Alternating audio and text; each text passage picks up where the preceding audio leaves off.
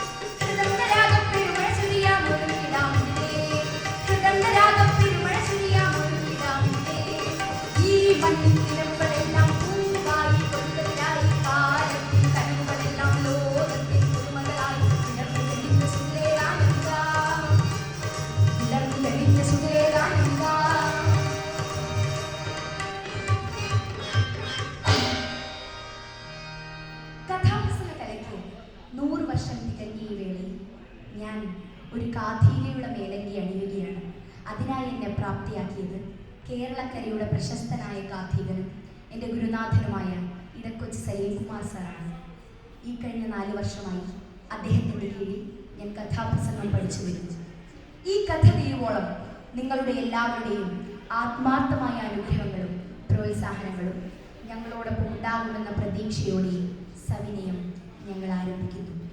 കർമ്മഭൂമിയിലെ നായിക. ഒരു കഥ പറയാം, കഥ പറയാം, ഇതിഹാസത്തിൽ കഥ പറയാം. ഒരു കഥ പറയാം, കഥ പറയാം, ഇതിഹാസത്തിൽ കഥ പറയാം. വേദനയാകെ നീറിയൊഴുകിയ രാജപുത്രികൾ കഥ പറയാം. വേദനയാകെ നീറിയൊഴുകിയ രാജപുത്രികൾ കഥ പറയാം. കർമ്മഭൂവിലെ നായിക,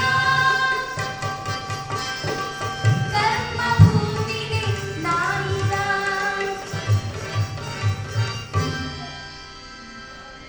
ഇതൊരു പുരാണ കഥയാണ്, വ്യാസവിരചിതമായ മഹാഭാരത കഥ. ഇന്ത്യൻ ഇതിഹാസങ്ങളിലൊന്ന്. വേദവ്യാസനാണ് മഹാഭാരത കഥയുടെ കർത്താവ്.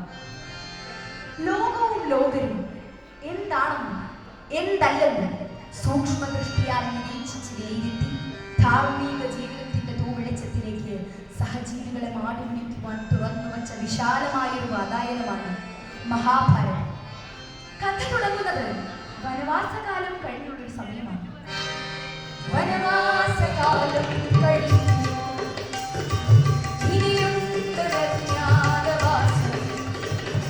വനവാസകാലം കഴിഞ്ഞു, ഇനിയുണ്ടൊരജ്ഞാതവാസം. അതിഗൂഢമായി ജീവിതം, അതിഗൂഢമായി ജീവിതം. അണിയാം നമുക്കോരോ വേഷങ്ങൾ, അണിയാം നമുക്കോരോ വേഷങ്ങൾ.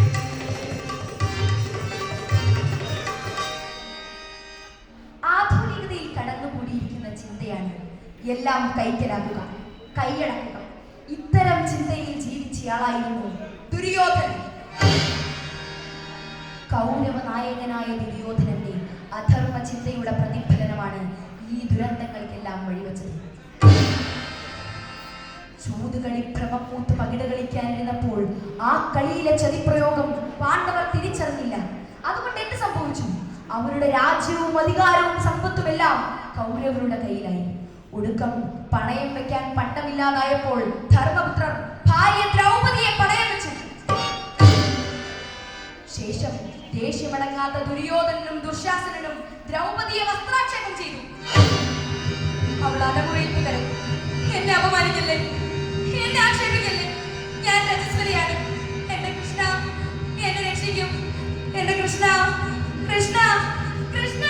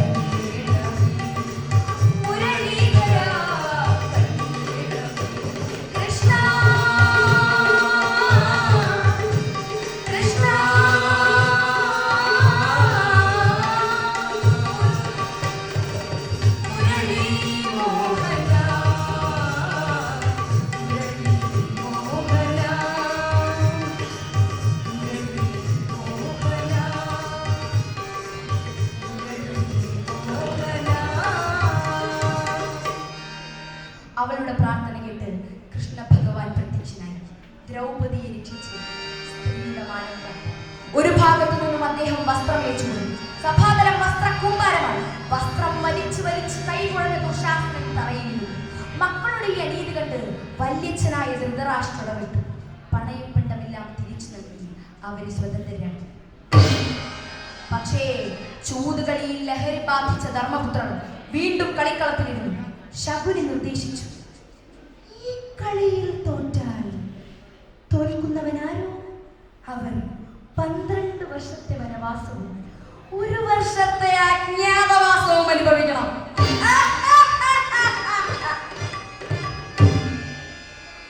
പാണ്ഡവർ സമ്മതിച്ചു. ആ കളിയിലും ധർമ്മപുത്രർ അമ്പയെ പരാജയപ്പെട്ടു. അങ്ങനെയാണ് വനവാസത്തിനായി അവർ വിധിക്കപ്പെട്ടത്. ദീർഘനാളത്തെ ദുസ്സഹ ജീവിതമായിരുന്നു പാണ്ഡവരുടെ വനവാസകാലം. ആ 12 വർഷ കാലഘട്ടമാണ് അവരിപ്പോൾ പിന്നിട്ടിരിക്കുന്നത്. വനവാസകാലം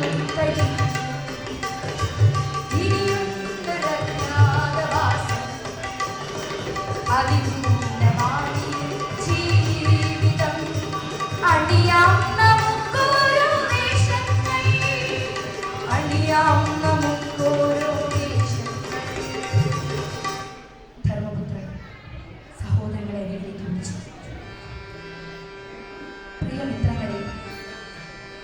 വലിയ കാലഘട്ടമാണ് നമ്മളിപ്പോൾ തരണം ചെയ്തിരിക്കുന്നത്.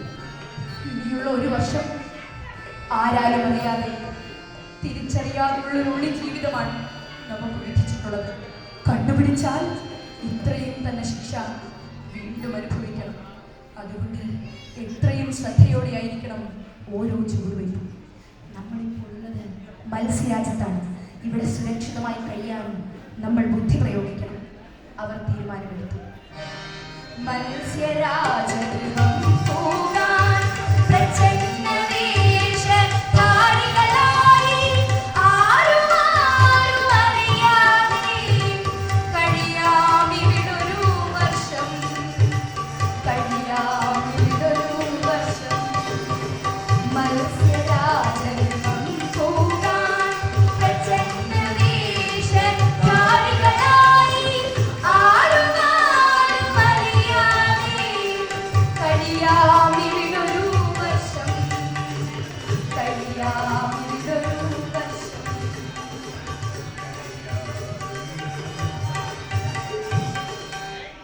വിരാട രാജാവിന്റെ കൊട്ടാരമാണ് മത്സ്യരാജഗൃഹം. ധർമ്മശീലനും ദാനശീലനും വൃദ്ധനുമാണ് അദ്ദേഹം.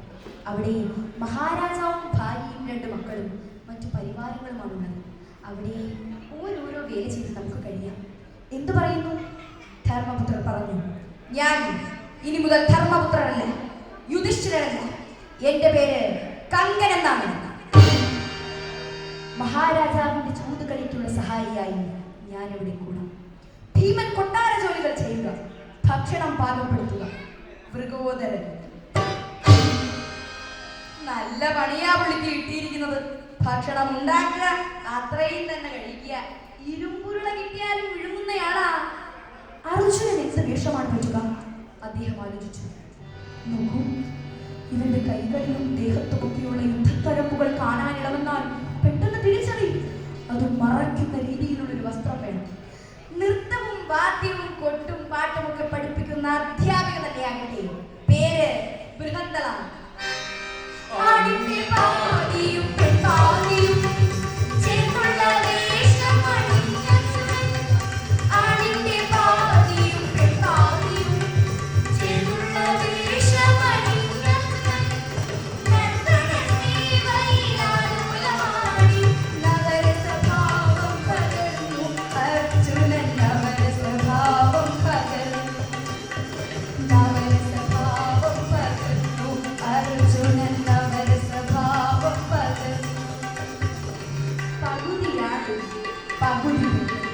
ഒരാളും പെണ്ണും ഇപ്പോഴത്തെ ഹിജഡ, ശിഖണ്ഡി, ട്രാൻസ്ജെൻഡർ എന്നൊക്കെ പറയാം. എന്തു പറയാനാ? ഇല്ലാട് വീരന്റെ ഗതികേട് കണ്ടുപിടിക്കാതിരിക്കണമെങ്കിൽ ഇങ്ങനെയൊക്കെ തന്നെ വേണം. നകുലൻ കുതിര സംരക്ഷകനാകുക, അവയുടെ പരിചാരികനായി കഴിയാം. ഗ്രന്ഥികൻ എന്നാണ് പേര്. സഹദേവൻ ഗോസംരക്ഷകനാകുക. വിരാട രാജാവിന് ഒരുപാട് പശുക്കളുണ്ട്. വരുമാനത്തിന്റെ മുഖ്യ ഇനം ഗോക്കളാണ്. അവയെ പരിപാലിച്ചു കഴിയാം. തന്ത്രിപാലൻ എന്ന പേര് സ്വീകരിച്ചോളൂ. അപ്പോ എല്ലാവർക്കും കാര്യം മനസ്സിലായല്ലോ. ഞാൻ കങ്കൻ, ഇത് വൃഗോദരൻ, ബൃഹന്തള, ഗ്രന്ഥികൻ, തന്ത്രിപാലൻ. ദ്രൗപദിക്ക് എന്ത് വേഷമാണ് പറ്റുക? വിരാട രാജാവിന്റെ ഭാര്യയും റാണിയുടെ പരിചാരികയായി കൂടുതൽ സൈരന്ധ്രി എന്ന പേര് സ്വീകരിച്ചുകൊണ്ട് നമുക്കവിടെ വസിക്കാം. അവർ യാത്ര ആരംഭിച്ചു. ഭീകരമായ കാടിനുള്ളിലൂടെ നടന്നു അവർ ഒരു ശ്മശാന ഭൂമിയിലെത്തി. അവിടെ ഉയർന്നു വളർന്നു നിൽക്കുന്ന ഒരു വൃക്ഷം അവർ കണ്ടു. പർവ്വത സമാനമായ ശക്തി. ധർമ്മപുത്രരുടെ ആജ്ഞ വന്നു. ഇനി നമ്മുടെ കൈവശമുള്ള ഗാണ്ഡീവം അടക്കമുള്ള ആയുധങ്ങളെല്ലാം ഇവിടെ സൂക്ഷിക്കുക, ഈ വൃക്ഷത്തിന്റെ മുത്തുകളിൽ. അല്ലാതെ ഇതെല്ലാം ചുമന്നുകൊണ്ട് വിരാട രാജ്യത്തെത്തിയാൽ ആകെ കുഴപ്പമാകും. പാണ്ഡവൻ ജ്യേഷ്ഠന്റെ വാക്കുകൾ അക്ഷരം അനുസരിച്ചു.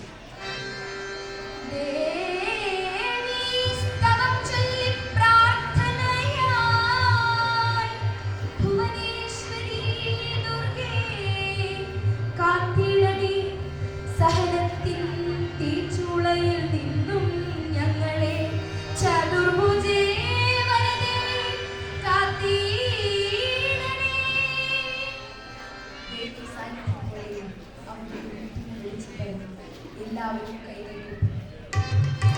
അമ്മേ, ഭഗവതി, ദേവി, മഹാമായേ, ഭഗവതി, ദേവി, അമ്മേ, രക്ഷിക്കണേ, ഭഗവതി.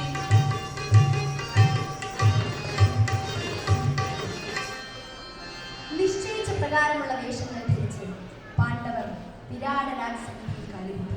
വിരാട രാജാവ് അവരെ സ്വീകരിച്ചു. എന്താണ് പേര്? എന്ത് ചെയ്യുന്നു? മഹാരാജൻ, ഞാൻ കങ്കൻ. യാത്രപഥം എന്ന ഗ്രാമത്തിലാണ് ജന്മം. അക്ഷപ്രയോഗത്തിൽ എനിക്ക് നല്ല അറിവുണ്ട്. ചൂടുകളിയിൽ എന്നോട് തോൽക്കുന്നവരാരും ധനമൊന്നും തരേണ്ടതില്ല. ധർമ്മപുത്രരെ കൊണ്ട് കളവ് പറയിക്കാതിരിക്കാനാണ് വ്യാസൻ ഈ പദം പ്രയോഗിച്ചത്. വ്യാഘ്രത്തെ പോലെ ചാടി വീഴുന്നവൻ, അതായത് യമദേവന്റെ പുത്രനാണെന്ന് സാരം. വിരാട രാജാവ് സന്തുഷ്ടനായി. ഭവാന് ഇവിടെ കഴിയാം. ഈ കൊട്ടാരത്തിൽ അങ്ങേക്കായി നിർബാധം തുറന്നു ചെയ്തു. അങ്ങനെ ഓരോരുത്തരും അവിടെ കയറിപ്പറ്റി. ആർക്കും മനസ്സിലാകാതെ ജീവിതം തുടങ്ങി. പ്രഭാതമായാൽ കങ്കൻ എന്നു പേരുള്ള യുധിഷ്ഠിരൻ ചതുരംഗപ്പലകയും കരുക്കളും നിരത്തി. ഒരു ലഹരിയാണ് അദ്ദേഹത്തിന് കിളി. അതാണല്ലോ ഈ ആപത്തെല്ലാം വരുത്തി വെച്ചത്. എന്നിട്ടും തീർന്നിട്ടില്ല. പെട്ടിക്കട തുറന്ന് കച്ചവടക്കാരിരിക്കുന്നത് പോലെ ധർമ്മപുത്രയുടെ ദിനമൊക്കെ തുടങ്ങി. അപ്പോ കൊട്ടാരത്തിലെ അടുക്കള ഭാഗത്ത് ഒരാൾ ഉരുളിയും ചട്ടവുമായി പണിയോട് പണി.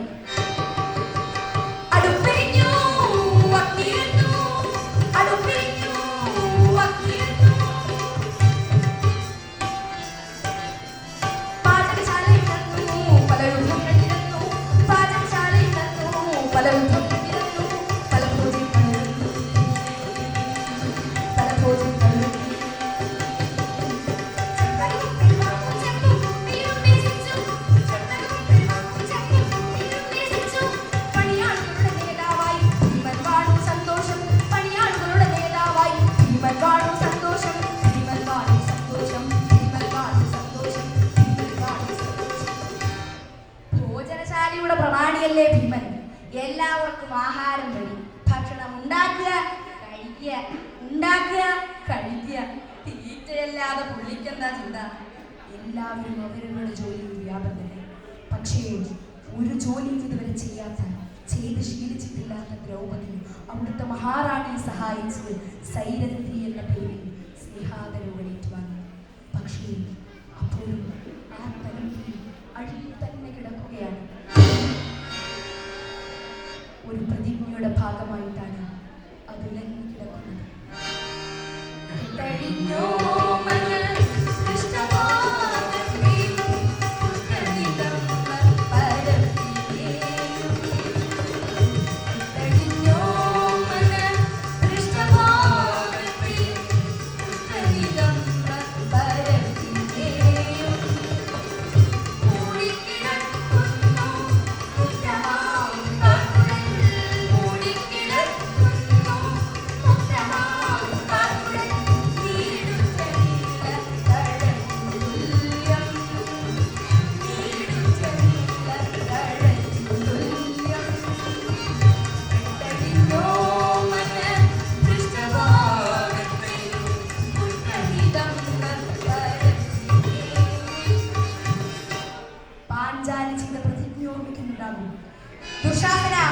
നിന്റെ മാറുളന്ന രക്തത്തിൽ കൈമുക്കിയ ശേഷം മാത്രമേ ഈ തലമുടി ഞാൻ മോദിക്കെട്ടുകയുള്ളൂ. ദ്രൗപദിയെ വസ്ത്രാക്ഷേപം ചെയ്തതിനുള്ള പ്രതികാരമായാണ് ആ പ്രതിജ്ഞ എടുത്തത്. അതുപ്രകാരം ആ തലമുടിയെ വീണ്ടും ചുരുണ്ട് അത് കണങ്കാലുകൾ കിടക്കുകയാണ്. കൊട്ടാരത്തിൽ ഒരു നൃത്തസ്വരസ്ഥിതി കേൾക്കുന്നല്ലോ.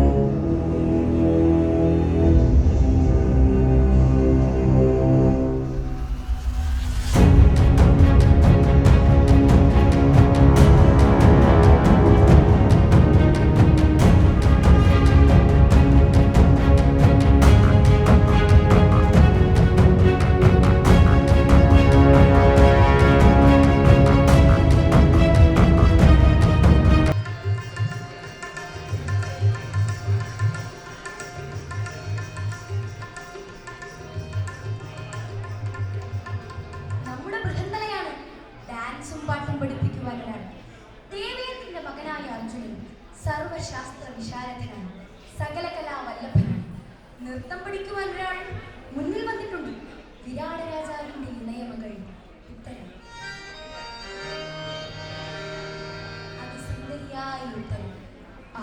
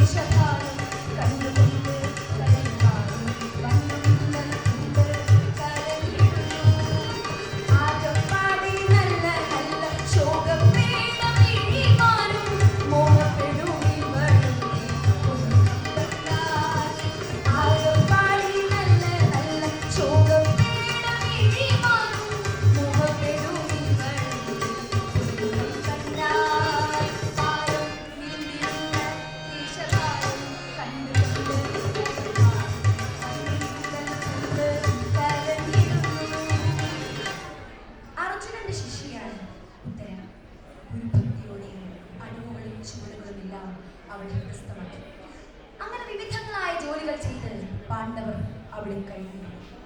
ആർക്കും മനസ്സിലാകാതെ, ആരുടെയും ശ്രദ്ധയിൽപ്പെടാതെ ആ കൊട്ടാരം പ്രീതിയോടെ 5-10 മാസങ്ങൾക്ക് ശേഷം അവിടെ ഒരു സംഭവം വരുന്നു. രാജാവിന്റെ ഭാര്യ സഹോദരനൊരുവനുണ്ട്, ഒരു കൊമ്പൻ വീശക്കാരൻ, തടിമാടനായ കീചകൻ. 10 കോപ്പിന്റെ ശരീരമുണ്ട്. തീറ്റയും മദ്യപാനവുമാണ് പ്രധാന തൊഴിൽ. മറ്റൊരു ജോലി കൂടിയുണ്ട്, ആളൊരു ഗന്ധിസ്റ്റാണ്. വായിനോട്ടം സൈരന്ധ്രിയോടാണ് മോഹം. കൊട്ടാരം തൂക്കാനും വൃത്തിയാക്കാനും ഒക്കെ സൈരന്ധ്രി വരുമ്പോൾ കീചകൻ പിന്നാലെ പോകും. പിന്നെ ഒരു പ്രേമഗാനമാണ്.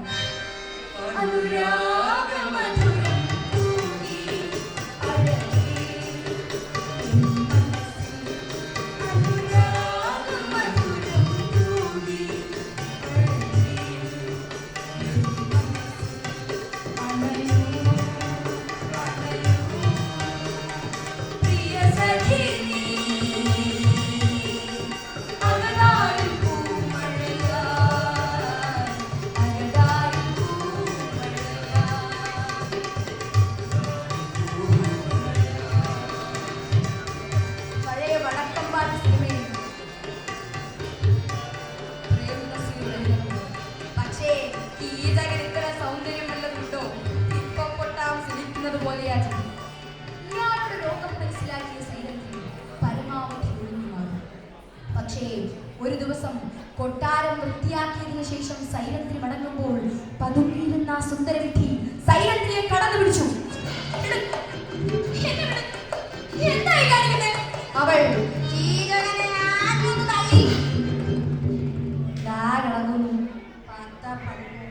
ഇനി എഴുന്നേക്കണമെങ്കിൽ ഒരു JCB വിളിക്കേണ്ടി വരും. ഹേമ കമ്മിറ്റി റിപ്പോർട്ട് ഉണ്ടായിരുന്നെങ്കിൽ ഇയാളെ പണ്ടേ പൊക്കിയാന്.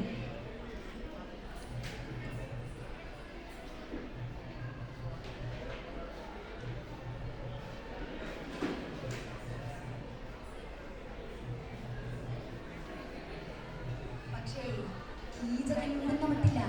മറ്റൊരു ദിവസം അയാൾ പാഞ്ചാലിയുടെ വസ്ത്രം വലിച്ചു പറിച്ചു.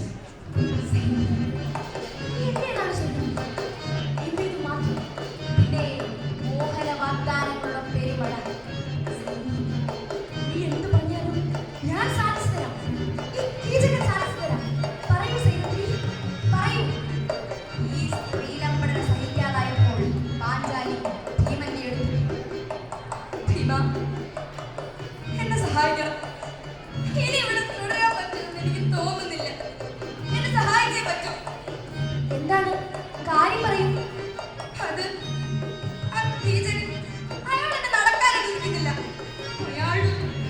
അയാളുടെ ഒരു നോട്ടവും തോന്നിയാസവും ശൃംഗാരവും എനിക്ക് ഭയമാകുന്നു. ഇതാണോ കാര്യം? നീ ഭയപ്പെടണ്ട. നീ ലാസ്യമോഹിനിയായി പ്രണയം ചലങ്ങി അവനെ ആ നൃത്തശാലയിലേക്ക് ക്ഷണിച്ചോളൂ. അവന്റെ പണി ഒതുക്കുന്ന കാര്യം ഞാൻ ഏറ്റു. പാഞ്ചാലി മറ്റൊരു ദിവസം പറഞ്ഞുറപ്പിച്ചതുപോലെ അവൾ കീചകന്റെ ശയ്യാഗ്രഹത്തിന് മുമ്പിലെത്തി. അവിടെ ഒരു കുടത്തിൽ നിറച്ച് മദ്യമെടുത്ത് മൂന്നുകയാണ് അയാൾ. തരുമ്പും വിടവില്ല. അവൾ പതിയെ വിളിച്ചു, കീചക. ലോകസാന്ദ്രമായ ശബ്ദം കേട്ട് അയാൾ പതിയെ തലയിൽ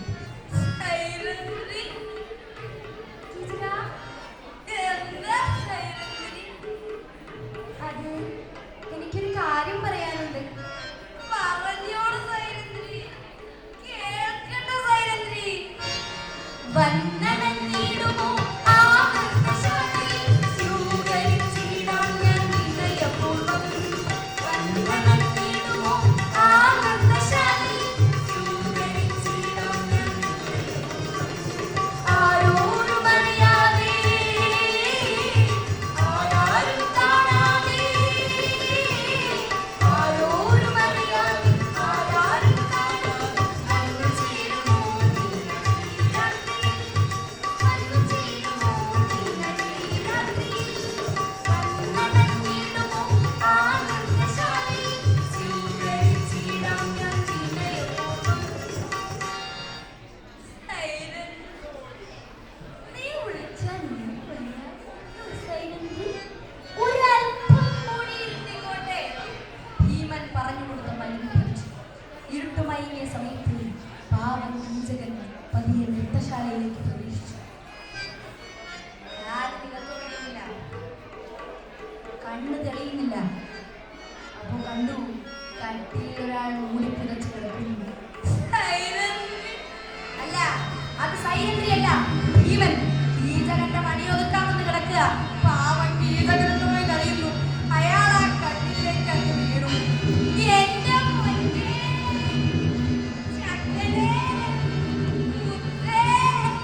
പിന്നെ ഭീമനൊന്നും താമസിച്ചില്ല. ആദ്യം ചെരിഞ്ഞു. കീചകനെ കൂട്ടിയങ്ങ് പിടിച്ചു. എല്ലൊടിയുന്ന ശബ്ദം തൃശ്ശൂർ പൂരത്തിന് വെടിക്കെട്ട് പോലെ. പിന്നെ എല്ലാം കൂടി വളച്ചു കൂട്ടിയിട്ട് ഒറ്റ ഓടി. കീചകൻ ചത്തു. നാടാകെ വാർത്ത പരന്നു. വാർത്ത ഹസ്തിനപുരിയിൽ. ചത്തത് കീചകനെങ്കിൽ കൊന്നത് ഭീമൻ തന്നെ. ഇതുതന്നെയാണ് അവസാനം. അജ്ഞാതവാസ കാലമാണ്. കണ്ടുപിടിച്ചാൽ വീണ്ടും 12 വർഷത്തെ വനവാസത്തിനും 1 വർഷത്തെ അജ്ഞാതവാസത്തിനും പറഞ്ഞേക്കാം. അതുപ്രകാരം ദുര്യോധനും സംഘവും ഒരു ബുദ്ധി പ്രയോഗിച്ചു.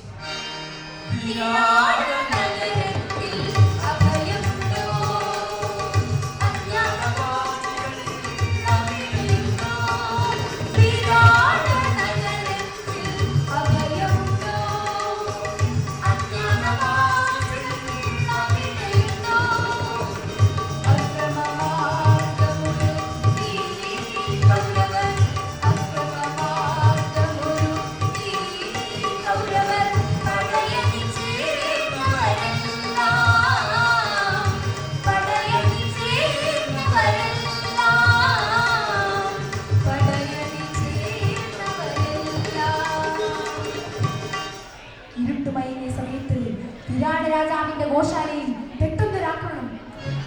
ഗോക്കളെയെല്ലാം മോഷ്ടിച്ചു കൊണ്ടുപോകുന്നു. പാണ്ഡവരുണ്ടെങ്കിൽ പെട്ടെന്ന് ചാടി പുറപ്പെടുന്ന ദുര്യോധനൻ അറിയാം. അത് തന്നെ സംഭവിച്ചു. വിരാട രാജാവിന്റെ കൊട്ടാരം ആകെ വിറച്ചു. വിവരമറിഞ്ഞ് മഹാരാജാവിന്റെ മകൻ ഉത്തരൻ മുന്നിലെത്തി. അച്ഛാ, നമ്മുടെ വരുമാനമാണ് മോഷ്ടിച്ചു കൊണ്ടുപോകുന്നത്. എനിക്ക് ഒരു നല്ല തേരാളിയെ കിട്ടിയിരുന്നെങ്കിൽ നിമിഷ നേരങ്ങൾക്കകം ആ ഗോക്കളെല്ലാം ഞാനിവിടെ തിരികെ എത്തിച്ചേനെ. സഹോദരിയായ ഉത്തരൻ ഇവിടുത്തെ സൈലന്ത്രി എന്നോട് പറഞ്ഞു, എന്നെ നൃത്തവും പാട്ടും പഠിപ്പിക്കുന്ന വന്നവരുടെ സഹായിയായിരുന്നു. അവരുടെ പല വിജയങ്ങളിലും അദ്ദേഹത്തിന് ഒരു പങ്കുണ്ട്. അദ്ദേഹത്തിന് എന്നെ ക്ഷണിച്ചു നോക്കൂ. ആ ക്ഷണം സ്വീകരിച്ചു. ഞാൻ നിങ്ങളുടെ കൂടെ വരാം. ഞാൻ നിങ്ങളെ സഹായിക്കുന്നു. പക്ഷേ നിങ്ങളുടെ കയ്യിലുള്ള ഈ ആയുധങ്ങളൊന്നും അവരോട് ഏറ്റുമുട്ടാൻ പോരാ. പാണ്ഡവരുടെ ആയുധങ്ങൾ ഒളിപ്പിച്ചു വെച്ചിരിക്കുന്ന സ്ഥലം എനിക്കറിയാം. നമുക്കതെല്ലാം എടുത്ത് അവരോട് പോരാടാം. ഒട്ടും താമസിപ്പിക്കാതെ ബൃഹത്തളയും ഉത്തരനും ഭീമനും ആ ശ്മശാന ഭൂമിയിൽ അവിടെ ഉയർന്നു വളർന്നു നിൽക്കുന്ന ആ വൃക്ഷത്തിന്റെ കൊത്തുകളിൽ നിന്നും ആയുധങ്ങൾ ഓരോന്നായിരുന്നു. ഗാന്ധീവമടക്കമുള്ള ആയുധങ്ങൾ. പിന്നെ ഒരു കൊടുങ്കാറ്റ് പോലെ അർജുനൻ പാഞ്ഞ് കൗരവരെയെല്ലാം തോൽപ്പിച്ചു. മോഷ്ടിച്ച ഗോക്കളെ എല്ലാം സ്വതന്ത്രരാക്കി. വിജയശ്രീലാലനായ ബൃഹത്തളയുടെ പരാക്രമവും പോരാട്ട വീര്യവും കണ്ട് ഉത്തരൻ കൈകൾ കൂട്ടി. ശബ്ദം നിറച്ചുകൊണ്ട് ചോദിച്ചു, അങ്ങ് ശരിക്കും ആരാണ്? പുറത്താരോടും പറയരുത്. ഞാനാണ് അർജുനൻ, പാണ്ഡവ മധ്യമൻ. ഇത് ജ്യേഷ്ഠൻ ഭീമസേനൻ.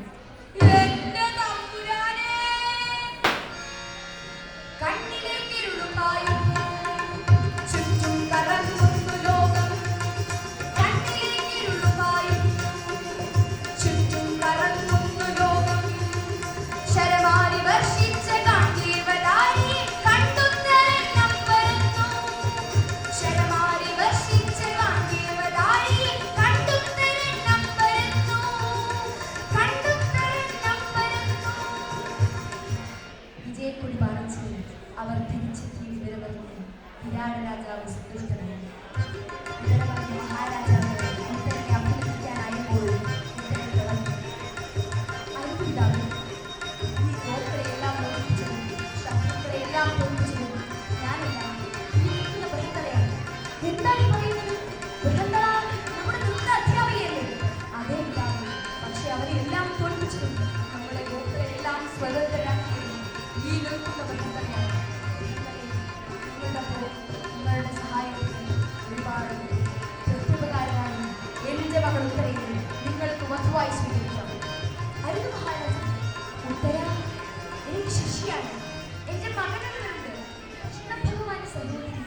സുഭദ്രയുടെ മകൻ അഭിമന്യു. യുവധീരനായ അഭിമന്യു വിരാട രാജാവ് സന്തുഷ്ടനായി മഹാരാജാവ് മകൾ ഉത്തരയും പാർത്ഥിവയും വെച്ചു.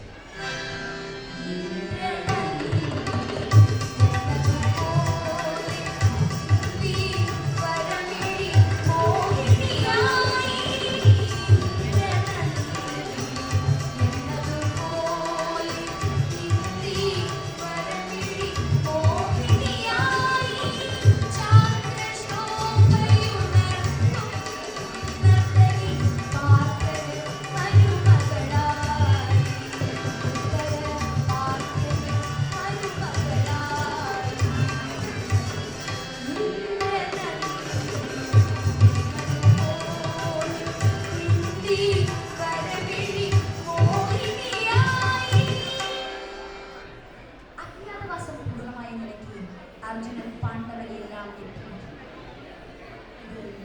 ധർമ്മപുത്രൻ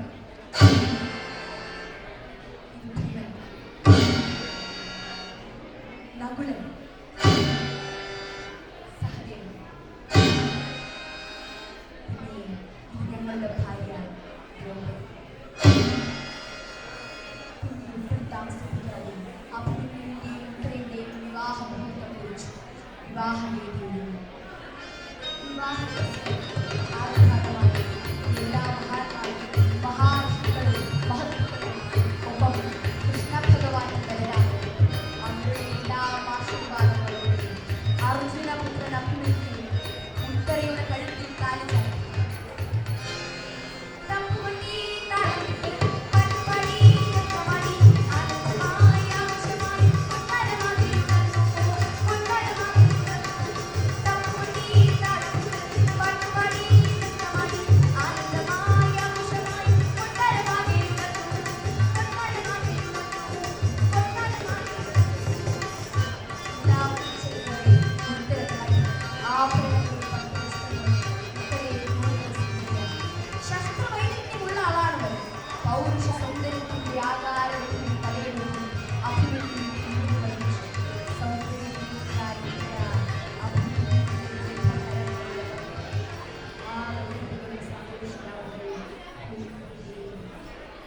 വിവാഹം കഴിഞ്ഞ വാർത്തയും ഗോക്കളെ എല്ലാം മോചിപ്പിച്ച വാർത്തയും നാടാകെ പരന്നു.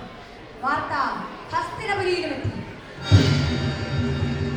12 വർഷത്തെ വനവാസവും 1 വർഷത്തെ അജ്ഞാതവാസവും കഴിഞ്ഞ് തിരിച്ചു വരുമ്പോൾ രാജ്യം തിരിച്ചു നൽകാമെന്നാണ് പറഞ്ഞിരുന്നത്. പക്ഷേ ഇപ്പൊ വാർത്ത മാറ്റി. സൂചി കുത്താൻ സ്ഥലം പോലും ഈ ദുര്യോധനൻ തരില്ല.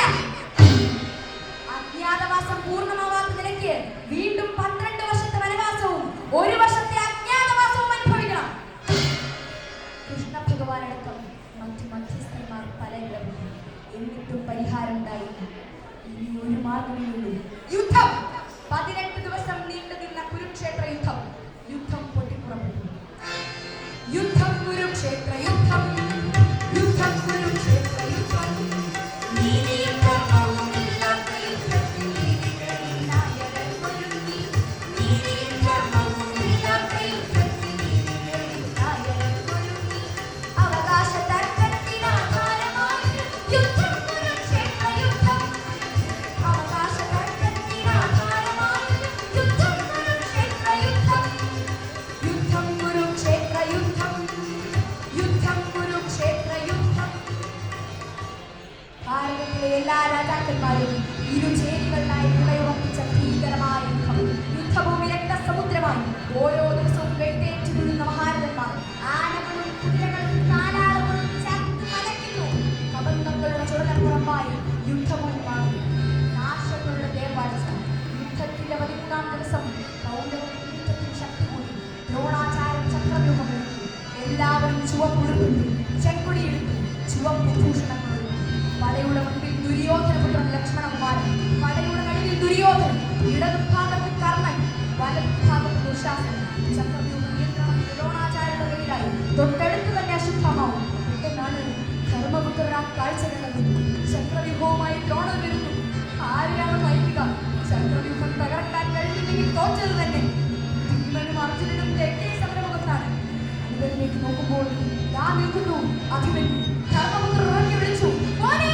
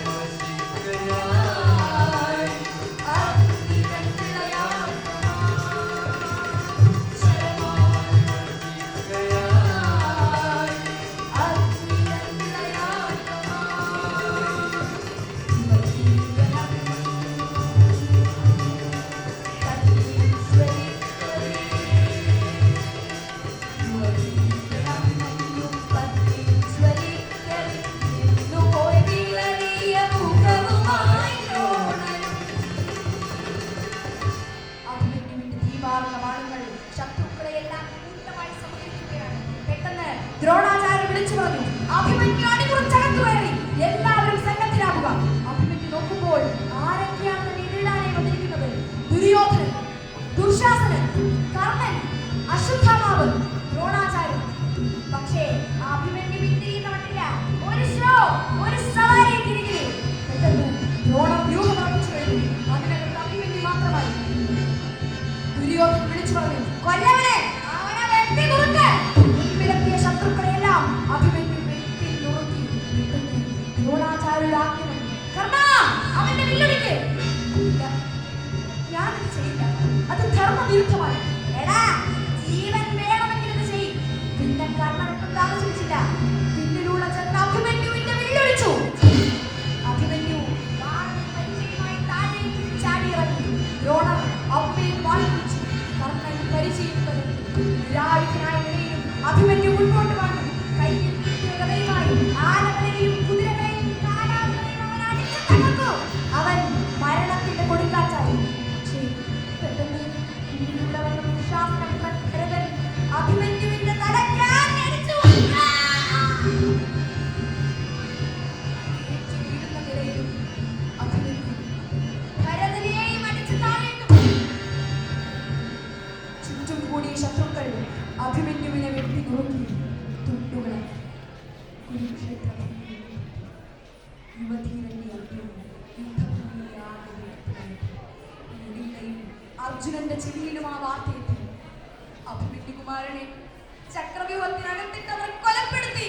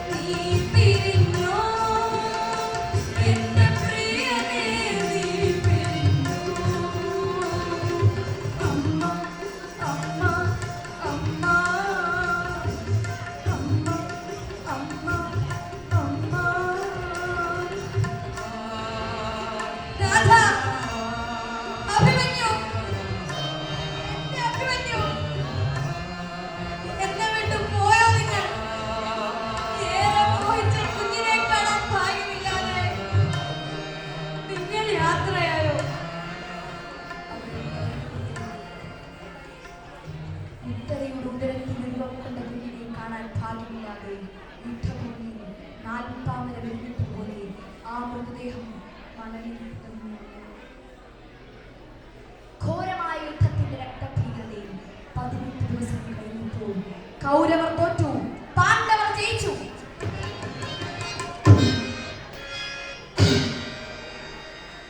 ആരും ഒന്നും നേടാത്ത യുദ്ധം, എല്ലാവർക്കും എല്ലാം നഷ്ടപ്പെട്ട യുദ്ധം.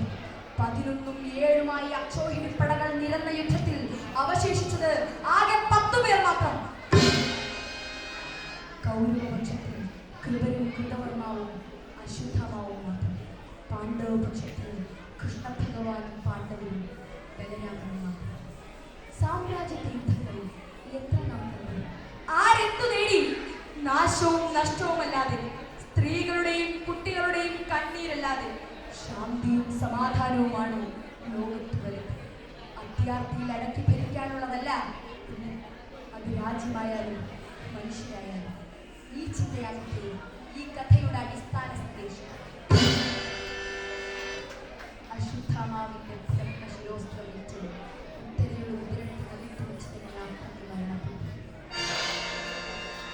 ആ കുഞ്ഞിനെ രക്ഷപ്പെടുത്തിയതാകട്ടെ കൃഷ്ണ ഭഗവാൻ. ആ കുഞ്ഞിനെ ഉത്തര ഹൃദയത്തിൽ വെച്ച്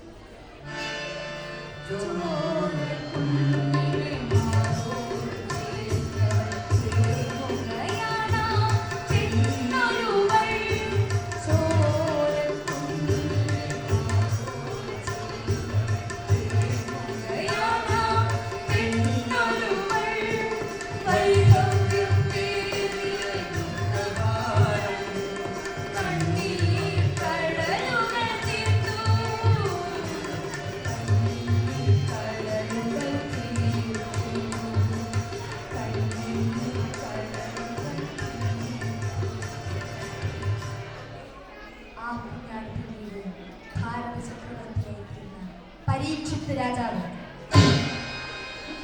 ഉത്തരയുടെയും അഭിമന്യുടെയും ഈ കർമ്മഭൂമിയിൽ ഉത്തര എന്ന നായികയ്ക്ക് ഈ കുഞ്ഞുകൂടി ഇല്ലായിരുന്നെങ്കിൽ ഭാരതരാജ്യം അനാഥത്വം പേറിയാണ്. മാംസമഴുകി ഊർന്നുപോയ അസ്ഥിപഞ്ജരമായനെ. കടപ്പാട് ഉത്തരയോട് സ്നേഹവും സഹനവും കാത്തുസൂക്ഷിച്ച ഈ അമ്മയും ധർമ്മഭൂമിയിലെയും ഈ നായികയും. ഈ കഥ ഇവിടെ പൂർണ്ണമാകുന്നു. നന്ദി, നമസ്കാരം.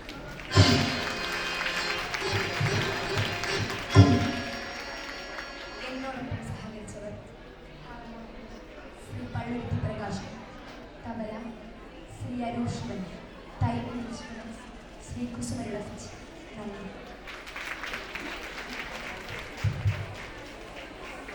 Good morning.